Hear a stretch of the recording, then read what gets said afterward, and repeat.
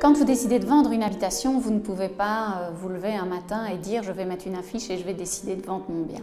Il y a plusieurs dispositions légales qui imposent un nombre de documents et de certificats obligatoires afin ne fût-ce que d'annoncer la première vente. Vous êtes obligé d'avoir votre certificat énergétique qu'on appelle souvent le PEB. Le PEB, c'est un état énergétique de votre bâtiment. Ça ne vous engage pas à faire des travaux, mais ça vous oblige à fournir cette information précise à votre candidat acquéreur. Il faut savoir que vous vendiez par agence, que vous vendiez par notaire ou seul, c'est un certificat qui va être vraiment obligatoire. Si vous ne l'avez pas et que vous annoncez sur un site internet ou même dans une petite annonce dans un journal local ou autre vous-même, vous risquez 500 € d'amende par annonce que l'on trouve avec une annonce où le PEB ne figure pas.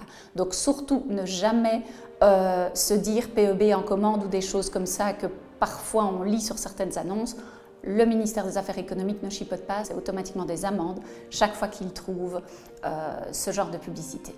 Ensuite, on a le certificat électrique. Alors le certificat électrique, c'est un constat de nouveau de votre habitation.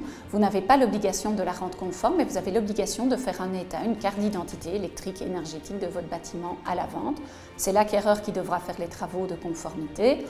Parfois, il est utile, si c'est vraiment des bêtises pour mettre en conformité, de pouvoir annoncer alors à un acquéreur une installation conforme. C'est toujours quelque chose qui rassure lors d'un achat immobilier et qui est toujours positif si vous décidez de vendre. Il y a également le certificat pour les citernes.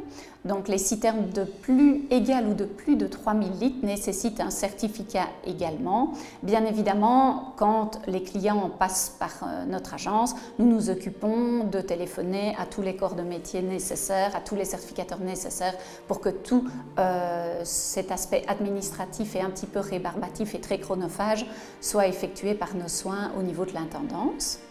Après, vous avez aussi l'obligation d'avoir des certificats, je dirais, urbanistiques, c'est-à-dire d'avoir une carte urbanistique de votre bien, s'assurer qu'il n'y a pas des annexes qui ont été faites même avant votre acquisition par d'autres personnes qui ne seraient pas en ordre. C'est vraiment fondamental de s'assurer que le bien est vierge de toute irrégularité ou de toute infraction urbanistique. C'est quelque chose auquel on prend vraiment une attention particulière à l'heure actuelle et qui est vraiment indispensable parce que même si vous mettez en vente avec un problème urbanistique, aucun notaire n'accepte de passer un acte à l'heure actuelle avec un problème urbanistique. Donc de toute façon, même si vous tombez sur un acquéreur qui dit j'achète en l'état, il n'y a pas de souci, à l'heure actuelle, par expérience, au fil des années, au moment où le notaire explique à son client acquéreur qu'il y a un souci urbanistique, l'acquéreur fera marche arrière et demandera que ce soit en ordre à ce niveau-là. Je dirais aussi qu'il y a maintenant les attestations sols. Bien évidemment, les attestations sols, c'est nous qui nous en occupons pour vous, mais on a l'obligation de prouver que son sol n'est pas pollué. Et il y a évidemment les données d'aléas d'inondation. Tout ça pour dire que quand vous vendez un immeuble à l'heure actuelle, ça devient vraiment un métier et depuis longtemps c'est devenu un métier et il faut s'assurer qu'on est prêt à prendre énormément de temps pour réunir tous ces documents avant de devoir effectuer toutes les visites qui prennent également énormément de temps. Bien évidemment, toutes ces démarches qui sont un petit peu rébarbatives, chronophages, et qui sont indispensables pour la mise en vente, nous nous en occupons quand nous nous occupons d'une vente d'un bien.